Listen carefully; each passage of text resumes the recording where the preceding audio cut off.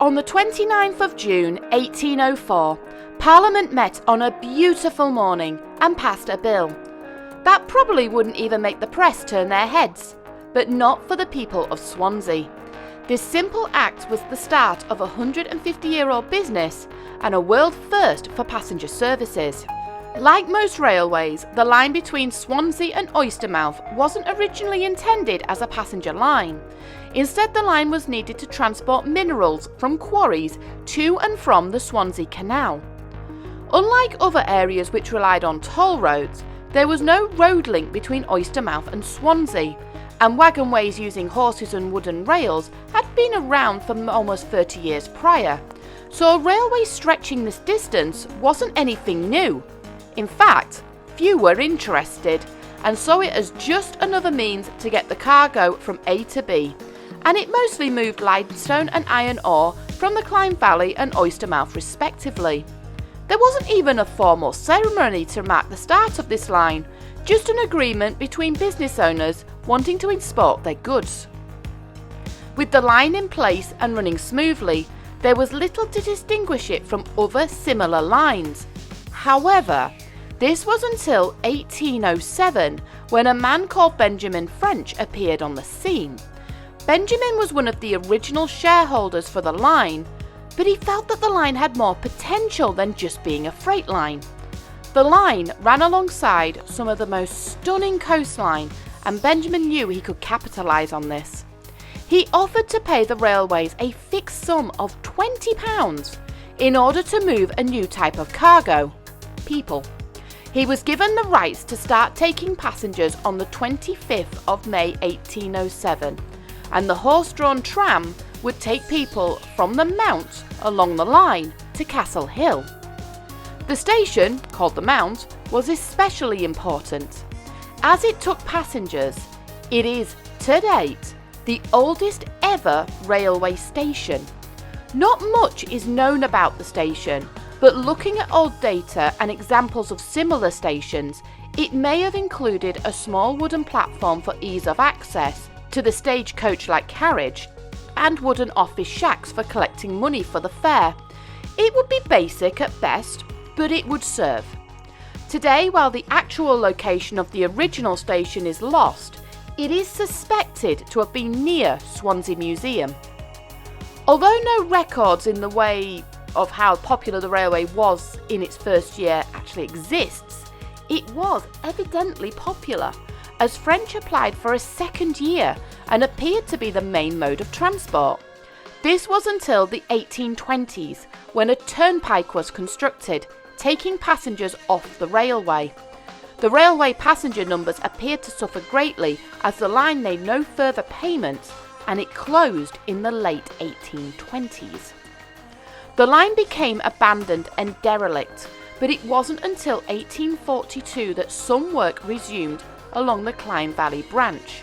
It was relaid and extended to a colliery owned by one of the original railway owner's sons, George Byng Morris. He saw promise in the main line and decided to relay and reopen it to passengers. He used new cast-edged railings and decided to widen the gauge to match Stephenson's gauge, which had proved popular around the country. But strangely, as the world turned to steam, George seemed to go back to tried and tested horsepower for his passenger runs. He extended the passenger runs right along the line, meaning that people can go from the Mount to Oystermouth respectively. In 1877, unable to stop the steam revolution any longer, steam power finally came to the railway.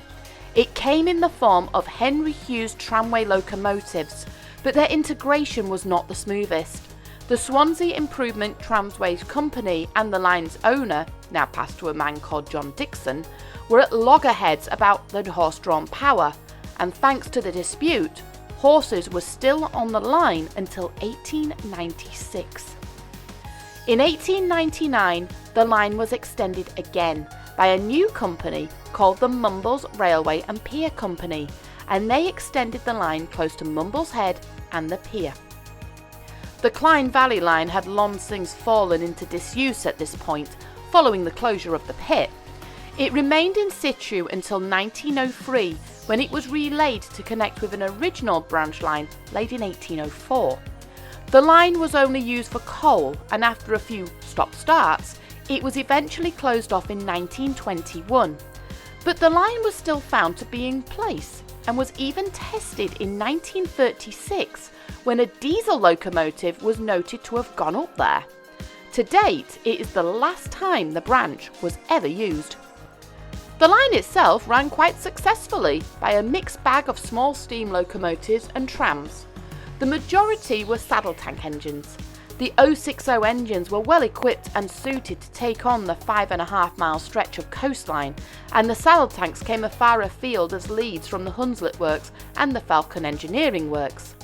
The line was operated in partnership by both the newly formed Swansea and Mumbles Railway and the Mumbles and Pier Railways.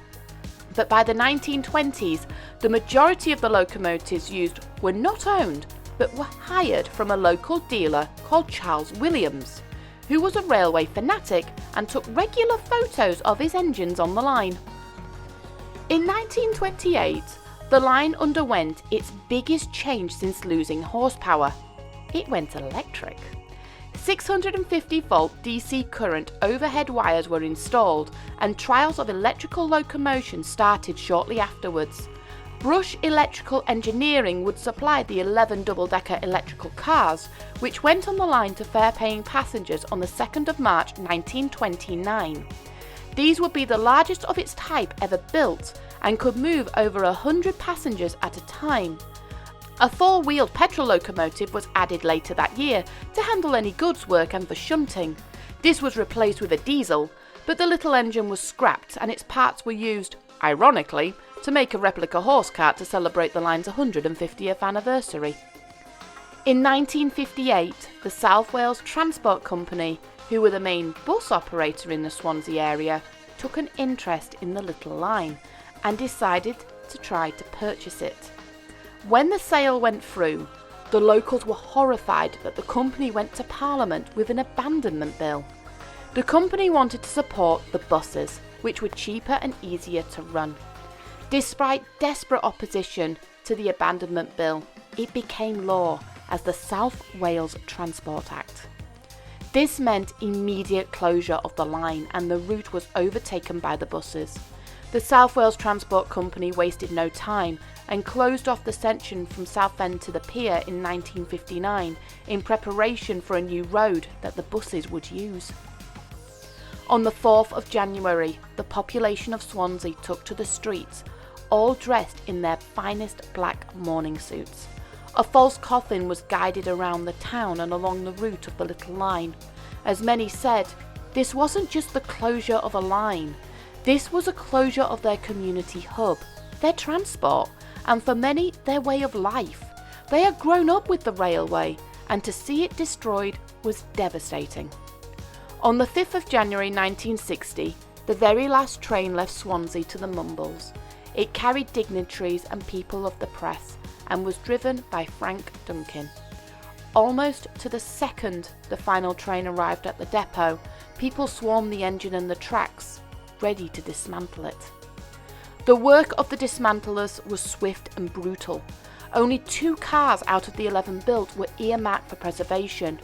Car number 2 was sent to the Middleton Railway, but sadly it was destroyed in a fire. The other car fared better, and after years of neglect, its cab was restored back to its prime and is on static display at the National Waterfront Museum in Swansea. Of the line though, practically nothing remains. However, not all is lost. There has been talk to restore part of the line, not as a railway, but as a tramway. And there's also talks about creating a walking trail with blue plaques and notices where the stations would have been. It is hoped that these little reminders would remind people and visitors of the future of the railway that's long since gone.